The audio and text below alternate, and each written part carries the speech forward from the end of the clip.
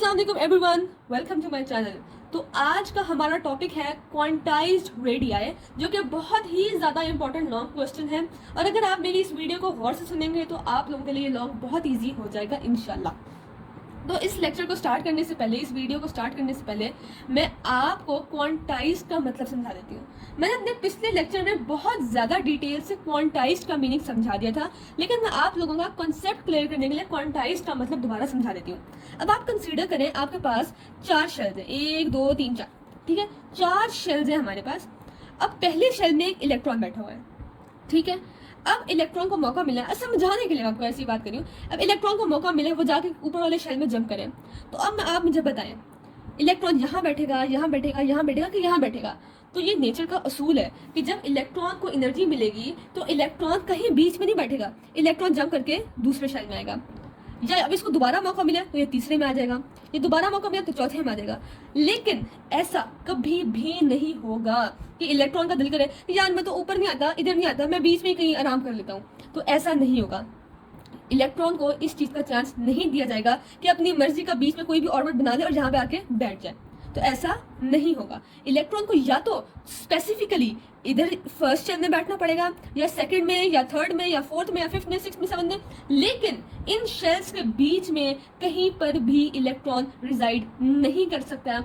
इसे हम कहते हैं quantized. This is the concept of quantized. I hope so आपको इस बात का मतलब समझ में आ गया होगा कि इलेक्ट्रॉन्स की एनर्जी क्वांटाइज्ड होती है। या तो ये इधर होगा, या तो इधर, या तो इधर, या तो इधर, या आगे ही मजीद ऑर्बिट्स में होगा, अपने स्पेसिफाइड, अपने क्वांटाइज्ड ऑर्बिट्स में होगा। लेकिन कभी भी इन शेल्स के, इन ऑर्बिट्स के बीच में अपना कुछ शेल बना के नहीं बैठ जाएगा कि भाई मेरा तो यहाँ बैठने का दिल करा था तो मैं यहाँ बैठ जाऊंगा। तो ऐसा नहीं होगा। This is the concept of quantized.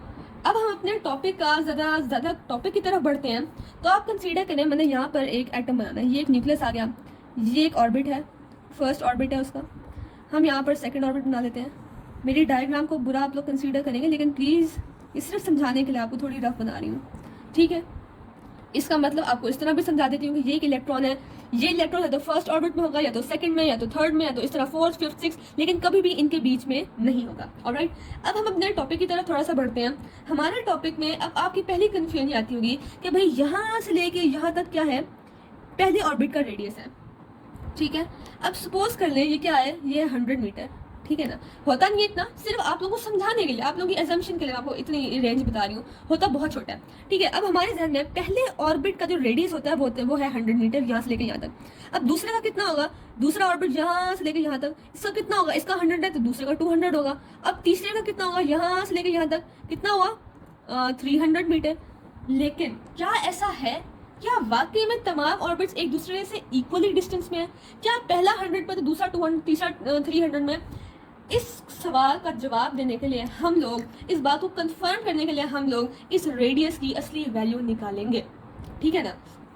और क्वांटाइज्ड रेडियाई का मतलब लफ्ज़ हमने इसलिए यूज़ किया है कि हम सपोज कर ले, हम कह रहे हैं, इलेक्ट्रॉन कहते हैं कि मैं अपनी मर्जी का बीच में एक ऑर्बिट बना लेता हूँ ऐसे, और मैं कहता हूँ कि भाई ये सेकेंड ऑर्बिट है, और यहाँ, और हम कहें कि सेकंड ऑर्बिट का रेडियस यहाँ से लेकर यहाँ तक 150 मीटर हो जाए। तो मतलब ये क्वांटाइज्ड रेडियाई का मतलब ये है कि हम अपनी मर्जी से बीच में कोई शेल नहीं बना सकते। रेडियस किसका होता है, रेडियस तो शेल का होता है। जब शेल ही क्वांटाइज्ड होगा, यानी कि बीच में कोई शेल नहीं हो सकता, एरा गैरा कोई शेल नहीं आ सकता। ये पहला शेल है, ये दूसरा है, ये तीसरा है, ठीक है ना। तो इसी का रेडियस भी क्या हुआ, क्वांटाइज्ड हुआ। अब हम इन रेडियस की वैल्यू को ढूंढेंगे, ऑलराइट। अब हम एक बड़ी क्यूट सी डायग्राम बनाएंगे, एक फिगर बनाएंगे, आप लोग इसको बना लीजिएगा। अच्छा, हम बनाएंगे न्यूक्लियस, ठीक है ना। न्यूक्लियस बनाया, अब ये एक ऑर्बिट है उसके इर्द गिर्द, ये क्या है, इसका ऑर्बिट है, sorry one second, I am sorry, figure काफ़ी अनटाइडी बनी है। जिसका ऑर्बिट है, यहाँ पर क्या है, इलेक्ट्रॉन है, ठीक है ना, क्या है, इलेक्ट्रॉन है। अब इलेक्ट्रॉन का कोई मैस होता है, बिल्कुल होता है, इलेक्ट्रॉन का मैस होता है। अब यहाँ से लेके यहाँ तक कोई रेडियस है, अरे बिल्कुल है, रेडियस तो ढूंढना है।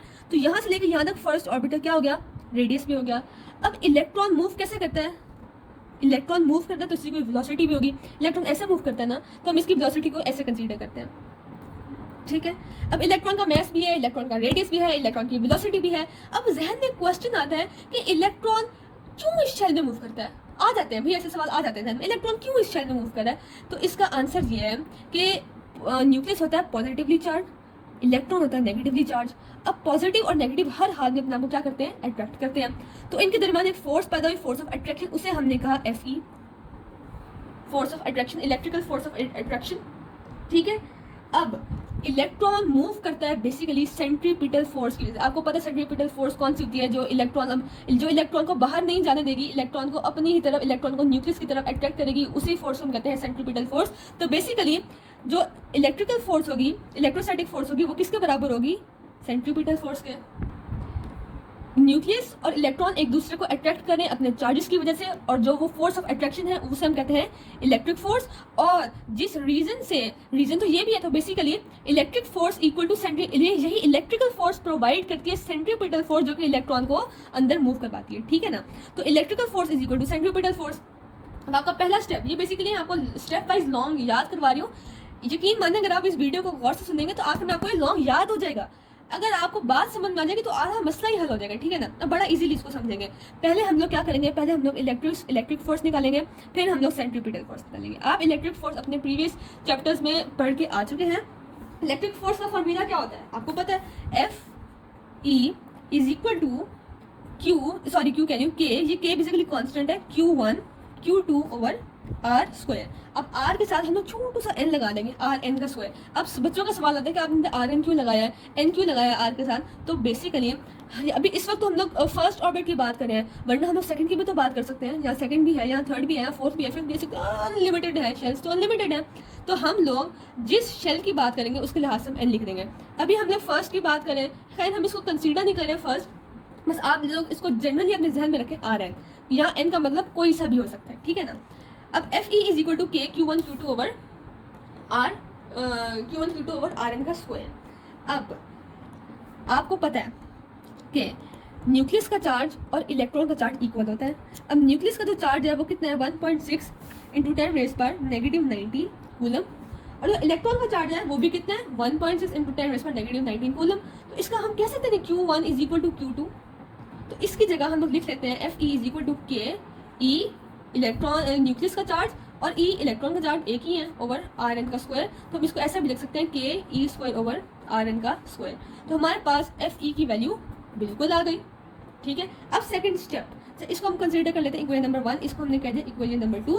अब एफ सी की वैल्यू निकालनी है। एफ सी की वैल्यू कितनी है हमारे पास, एफ सी सेंट्रीपिटल फोर्स का फॉर्मूला क्या होता है, M V square over R. ठीक है, M V square over R.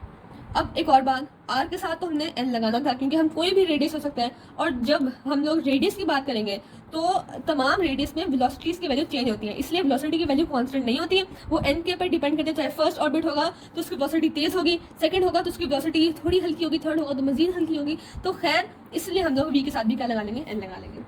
अब हम इसको आगे हम एफ सी की वैल्यू भी हमने निकाली, इसको कहते हैं इक्वेशन नंबर 3। अब put equation number 2 and equation number 3 in the equation number 1। तो गौर से इसको देखते जाएं, बड़ा ही मजे का टॉपिक है, सिंपल सा टॉपिक है।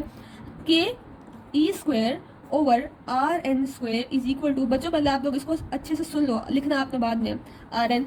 अब हमें निकालना क्या था, टॉपिक का नाम क्या है, क्वांटाइज रेडियाई, तो हमें रेडियस निकालना है। ठीक है, अब रेडियस जो हमें ये नजर आ रहा है, अब कैंसिल आउट करते हैं। आर एन स्क्वायर है और इस तरफ आर एन है, स्क्वायर से ये कैंसिल हो गया, तो क्या बचा, r n is equal to k e square over m v n का स्क्वायर। ठीक है, थोड़ा सा आप लोग कंफ्यूज ना होइएगा, एक स्टेप बीच में मैंने नहीं लिखा ताकि बहुत ज़्यादा कॉम्प्लिकेटेड हो जाता है वो। ठीक है, अब r n is equal to k e square over m v n square, velocity का स्क्वायर, ये बेसिकली वेलोसिटी है। अच्छा, मैंने ना काफ़ी सारे बच्चे ऐसे भी देखा जो एंड टाइम तक ना इसको वी को वोल्टेज समझते हैं। अरे भाई नहीं, आपका कॉन्सेप्ट क्लियर होगा, इस वीडियो को देखने के बाद आपका कॉन्सेप्ट क्लियर होगा। बहुत सारे प्रोफेसर ऐसे समझाते हैं कि यकीन माने बच्चों को आखिर में पूछ लेते हैं ये वोल्टेज होता है कि वेलोसिटी है, तो ये वेलोसिटी है। ठीक है, आपका कॉन्सेप्ट क्लियर होना चाहिए। R n is equal to k e square over m v n square. अब यहाँ पर सबकी वैल्यू, के की वैल्यू पता है, ई की वैल्यू पता है, एम की वैल्यू पता है, वी की वैल्यू नहीं पता। हम लोग वी वेलोसिटी की वैल्यू निकालेंगे। अब वेलोसिटी की वैल्यू कैसे निकालेंगे, ये बड़ा इंपॉर्टेंट क्वेश्चन है। तो हम लोग क्या करेंगे, बेसिकली हम लोग बोहर्स का सेकंड पोस्टुलेट यूज़ करेंगे वेलोसिटी की वैल्यू निकालने के लिए। अब बोहर्स का सेकंड पोस्टुलेट क्या था हमारे पास, m v r is equal to integral यानी कि ऑर्बिटल एंगुलर मोमेंटम जो कि हमारे पास L के बराबर होता है। ऑर्बिटल एंगुलर मोमेंटम L होता है, L is equal to mvr। छोटा सा लिखने ताकि आपको समझ में आ जाए। Orbital angular momentum is equal to the integral multiple किसका, integral multiple of h/2 pi. ठीक है, यहाँ पे n 1 हो सकता है, n बेसिकली ऑर्बिट है, कोई सा भी ऑर्बिट हो सकता है। तो यहाँ पे जो चीज़ लिखने वाली है वो कौन सी, वेलोसिटी किसी भी शेल की हो सकती है और r किसी भी शेल का हो सकता है। ठीक है, अब vn की वैल्यू को सेपरेट कर लें। vn इज इक्वल टू, इसको ऊपर ले जाएं, NHM/2 पाई। ठीक है, सॉरी ये मैंने क्या लिख दिया, sorry. vn is equal to NH over m और rn तो नीचे आएगा ना, सॉरी, 2 पाई mRn। ठीक है, हमने इस वैल्यू को यहाँ पे लिख लिया। अब हम क्या करेंगे, अब हम इसी वेलोसिटी की वैल्यू को Rn के फॉर्मूले में पुट कर लेंगे, रेडियस के फॉर्मूले में पुट कर लेंगे। आप कंसीडर कर लें कि ये था हमारे पास, अच्छा इक्वेशन को छोड़े, आप वो लोग आप खुद भी कर सकते हैं। ठीक, तो हमारे पास फॉर्मूला कौन सा था, Rn is equal to ke² over m vn का स्क्वायर। अब इस vn की वैल्यू को इसमें पुट कर लें तो क्या बना, ke² ओवर m, vn की वैल्यू क्या है, NH/2 पाई mr, और ये n साथ में ये स्क्वायर है तो हम इसको लगा लेंगे स्क्वायर। बहुत से बच्चे इसको कॉम्प्लिकेटेड समझते हैं और इसको रट्टा मारते हैं। तो बच्चों रट्टा नहीं मारना आपने, इसको आप कॉन्सेप्ट वाइज समझोगे तो बहुत ईजी है ये। ठीक है ना, अब इसको आगे सॉल्व करते हैं। Rn is equal to ke² over m n² h², 2 का स्क्वायर क्या होता है 4 पाई स्क्वायर m², Rn का भी स्क्वायर, जितने सारे स्क्वायर आ गए। खैर, अब हम क्या करेंगे, इस वाली वैल्यू को उठा के ऊपर ले जाएंगे, कोई इशू की बात नहीं, ले जाते हैं। ke² क्या गया, ke² into 4 pi square m² Rn का स्क्वायर ओवर m n² h²। अब वैल्यूज को कैंसिल आउट करते हैं, काटा पीटी करते हैं, 1 2, यहाँ से ये कट गया। इसके अलावा और क्या चीज़ कॉमन है, और तो कुछ भी कॉमन नहीं है। बहरहाल ke² 4 pi square m Rn का स्क्वायर over n² h² is equal to, यहाँ पे आ जाएगा Rn। निकालना हमें फिर भी आखिर में क्या है, Rn है, और Rn हमारे पास क्या है, रेडियस है। अब देखें यहाँ पे Rn से ये वाला स्क्वायर कैंसिल हो जाएगा, Rn से इसका स्क्वायर कैंसिल हो गया। अब Rn की वैल्यू को सेपरेट आउट कर लें, Rn is equal to n² h² ये ऊपर आ गया। हम अभी इस r की बात करें, over ke² 4 pi square m। ऐसा है कि नहीं है। अब आप लोग खुद सोचें कि इस पूरे फॉर्मूला में कौन सी चीज़ है जो कांस्टेंट नहीं है। तो इस पूरे फॉर्मूला में एक ही चीज़ है जो कांस्टेंट नहीं है और वो है n। अब n क्या है कि वो ऑर्बिटल कौन सा है, वो ऑर्बिटल पहला भी हो सकता है, दूसरा भी हो सकता है, तीसरा भी हो सकता है, चौथा भी हो सकता है, कोई भी हो सकता है। तो अब हम क्या करते हैं, इन सारी कांस्टेंट वैल्यूज को अलग कर लेते हैं और जो नॉन कांस्टेंट वैल्यू यानी कि जो n है उसको हम अलग कर लेते हैं। अब Rn is equal to n² h² over ke² 4 pi square and m। अब इस सब की वैल्यू अगर मैं आपको पुट करके दिखा दूं तो Rn is equal to n², h की वैल्यू क्या है 6.63 इंटू 10⁻⁻34। ठीक है, और इसका क्या लगा दिया हमने, स्क्वायर लगा दिया। अब ओवर k की वैल्यू क्या है 9 इंटू 10⁻⁹। अब इसके बाद e की वैल्यू क्या है 1.6 इंटू 10⁻⁻19। 4 की वैल्यू 4 आ गई, पाई की वैल्यू 3.142 है और पाई स्क्वायर है तो यहाँ पे स्क्वायर लगा देंगे। और m की वैल्यू क्या है, एक इलेक्ट्रॉन का मास आपको पता होना चाहिए कितना होता है 9.1 इंटू 10⁻⁻33। ठीक है, अब आप जब इन सब वैल्यूज को सॉल्व करेंगे तो आपके पास एक ही वैल्यू आएगी, वो होगी n² ब्रैकेट में आएगी 0.053 एंड नैनोमीटर। आपके पास ये वाली वैल्यू आ जाएगी। ठीक है, बड़ी सिंपल सी वैल्यू है, यहाँ पे n² है। अब इसका बेसिकली वैल्यू का मतलब क्या है, अच्छा अब हम n की वैल्यू पुट कर दें। अगर सपोज करें हमारे पास कौन सा ऑर्बिट है, हमारे पास फर्स्ट ऑर्बिट है। हम लोग किसकी बात करें, हम लोग फर्स्ट ऑर्बिट की बात करें तो n की वैल्यू क्या पुट कर लेते हैं, 1 पुट कर लेते हैं। Rn is equal to 1 0.053 nanometre. तो इसकी क्या होगी 0.053 नैनोमीटर ही होगा, 0.053 नैनोमीटर। इसका क्या आ जाएगा, रेडियस आ जाएगा। यानी कि जब एक इलेक्ट्रॉन पहले ऑर्बिट में होगा तो उसका जो रेडियस होगा, आप देख लें रेडियस होगा वो कितना होगा 0.053 नैनोमीटर। इसमें कोई शक की बात नहीं है। अब हम कहते हैं अगर वो इलेक्ट्रॉन बैठा है सेकंड ऑर्बिट में, अगर हम लोग सेकंड ऑर्बिट की बात करेंगे, सेकंड ऑर्बिट कितना बड़ा होता है, तो Rn is equal to n की वैल्यू 2 लगा देंगे तो 2 का स्क्वायर कितना होता है 4 इंटू 0.053 0.053 नैनोमीटर। आप खुद इसको कैलकुलेट कर सकते हैं, आप खुद इसकी वैल्यू क्या कर सकते हैं, कैलकुलेट कर सकते हैं।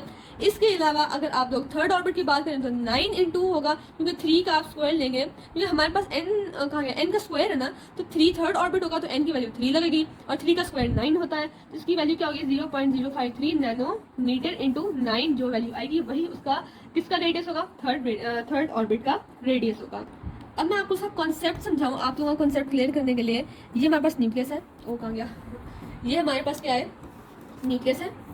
अब न्यूक्लियस के बाद जो पहला ऑर्बिट होगा वो इतना होगा, ठीक है। इसकी लेंथ क्या होगी 0.053 नैनोमीटर।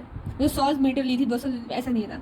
जो दूसरा ऑर्बिट होगा उसकी वैल्यू क्या होगी, हम इसको 2 से तो मल्टीप्लाई नहीं करें ना कि ये इतना है तो एग्जैक्टली इतना होगा तो वो एक जैसे ऑर्बिट्स होंगे, बल्कि हम तो 0.053 नैनोमीटर को 4 से मल्टीप्लाई करें। इसका मतलब जो ये पहला रेडियस है, पहला ऑर्बिट का रेडियस इतना है, तो दूसरे का इससे 4 टाइम इतना ज़्यादा होगा। समझ गए आप, ठीक है। अब अगर हम बात करेंगे तीसरे ऑर्बिट की, तो हम लोग किससे मल्टीप्लाई करेंगे, हम लोग 9 से मल्टीप्लाई करेंगे, यानी कि वो इतना था इतना दूर, फिर तकरीबन इतना दूर यहाँ तक, फिर और मल्टीप्लाई करेंगे तो आगे। इसी तरह ये बात आपका कॉन्सेप्ट क्लियर कर देगी कि जो पहला ऑर्बिट होता है वो न्यूक्लियस के कदरे करीब होता है, जो दूसरा ऑर्बिट होता है वो उसका डबल नहीं होता, वो इतने पे नहीं होता, वो उससे बहुत ज़्यादा दूर होता है, फिर जो तीसरा होता है वो उससे भी ज़्यादा दूर, और फिर ऐसे करते करते हमारे पास ऑर्बिट्स बहुत दूर होते हैं जब हम उनको फर्दर प्रोसीड करते हैं, उनको फर्दर आगे लेके जाते हैं।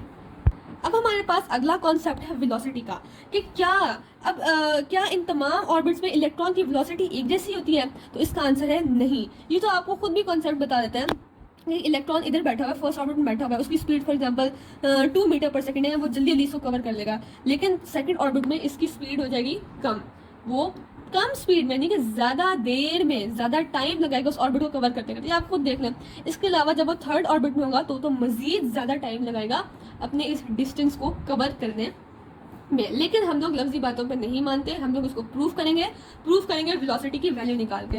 और इसकी वेलोसिटी की वैल्यू निकालने के लिए सबसे पहले हम वेलोसिटी का फॉर्मूला निकालेंगे, फिर से हम लोग बोहर्स का सेकंड पोस्टुलेट यूज़ करेंगे, mv/r = nh/2π। हम लोग v के साथ भी n लगाएंगे, mvn, क्योंकि ऑर्बिट कोई सा भी हो सकता है, इसके अलावा r के साथ भी n लगाएंगे। वेलोसिटी की वैल्यू निकालेंगे तो vn =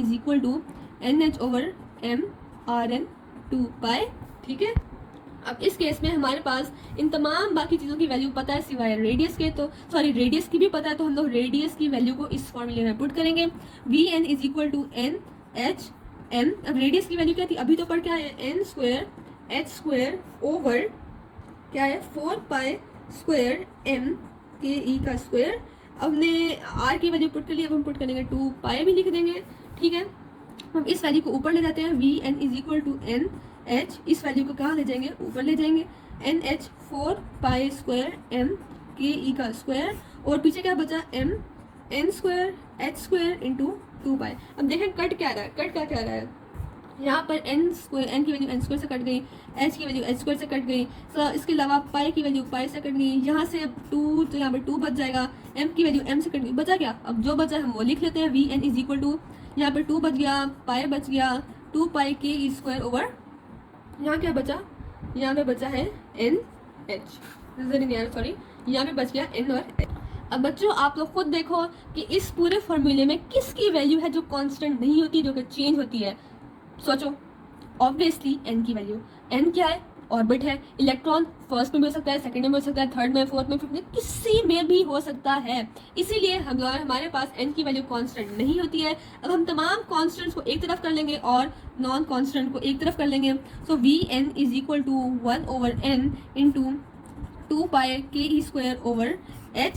आप चाहें तो आप इन तमाम की वैल्यूज खुद भी लिख सकते हैं, 2 की पता है, पाई की होती है 3.142, के की क्या होती है 9 × 10⁻⁹, जो इलेक्ट्रॉन का जो चार्ज होता है वो क्या होता है 1.6 × 10⁻⁻19, आप उसका स्क्वायर ले लें, और जो h होता है उसकी वैल्यू होती है 6.63 × 10⁻34। आप इस सब की वैल्यू लिखेंगे तो आपके पास ऑटोमेटिकली जो इस सब की वैल्यू आ जाएगी वो होगी vn = 1/n। इस सब की वैल्यू क्या है 2.19 × 10⁻6, ठीक है। अब सपोज करें हमारे पास है फर्स्ट ऑर्बिट, ठीक है, एक इलेक्ट्रॉन बैठा है फर्स्ट ऑर्बिट पे। तो आप बताएं, वो पूछ रहे हैं एक इलेक्ट्रॉन बैठा है फर्स्ट ऑर्बिट में तो उसकी स्पीड क्या होगी। तो हम लोग क्या करेंगे, V N is equal to 1/1, obviously 1 हुआ तो इसकी स्पीड होगी 2.1 × 10⁻⁶ मीटर। अब सवाल आया है कि अगर हमारे पास इलेक्ट्रॉन सेकेंड ऑर्बिट में बैठा है तो उसकी स्पीड क्या होगी। V N is equal to 1/2 × 2.19 × 10⁻⁶। इसका मतलब है उसकी स्पीड आधी हो जाएगी। इसका कॉन्सेप्ट आप इस तरह लेंगे कि ये हमारे पास न्यूक्लियस है, ये इसका फर्स्ट ऑर्बिट है, करीब बना रही हूँ ताकि आपको समझ आ जाए। अब इसका फर्स्ट जो रेडियस पहले ऑर्बिट का रेडियस होगा वो काफी स्मॉल होगा, लेकिन जो दूसरे ऑर्बिट का रेडियस होगा वो उसका डबल नहीं होगा, वो उससे ज्यादा होगा, जस्ट लाइक दिस, ठीक है। अब जो थर्ड ऑर्बिट होगा वो इसका डबल नहीं होगा, वो बहुत ज्यादा होगा। कि ये कॉन्सेप्ट रेडियस वाले में आपको ऑलरेडी बहुत डिटेल में समझा चुकी हूँ कि हमारे पास जब ऑर्बिट्स इंक्रीज होंगे तो रेडियस की वैल्यू इंक्रीज होती जाएगी। जैसे अगर फर्स्ट ऑर्बिट होगा तो 0.053 नैनोमीटर सेकंड होगा तो फिर क्या होगा, एन की वैल्यू लग जाएगी 2 और 2 का स्क्वायर होता है 4, तो 4 × 0.053 नैनोमीटर, तो इसकी वैल्यू डबल हो जाएगी, फिर ज़्यादा इसी तरह से इंक्रीज होता जाएगा। अब एक इलेक्ट्रॉन यहाँ बैठा है तो वो जल्दी इसको कवर कर लेगा, लेकिन एक इलेक्ट्रॉन यहाँ बैठा है तो वो अपने ऑर्बिट को कवर करने के लिए बहुत टाइम लगाएगा, यानी कि उसकी आधी स्पीड हो जाएगी। इसके अलावा जब वो इधर जाएगा थर्ड ऑर्बिट में जाएगा तो उसकी मजीद आधी हो जाएगी। इसी तरह ये सिलसिला चलता रहेगा। तो बस हमारा आखिरी कंक्लूजन यही निकला था कि जब हम लोग ऑर्बिट्स इंक्रीज करते जाएंगे, हम लोग ऊपर आते जाएंगे, तो जो रेडियस होगा वो बढ़ता जाएगा, लेकिन जो वेलोसिटी होती वो कम होती जाएगी। और यही था हमारा आज का लेक्चर। अगर आपने मेरी वीडियो को गौर से सुना होगा तो आपका सारा का सारा concept I hope so clear हो गया होगा।